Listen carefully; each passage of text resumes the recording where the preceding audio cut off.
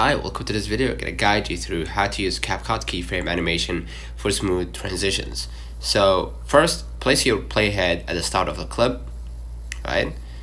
So let's say since the beginning here. Now tap the keyframe icon, diamond with a plus, right? Next to a property like position, scale, right?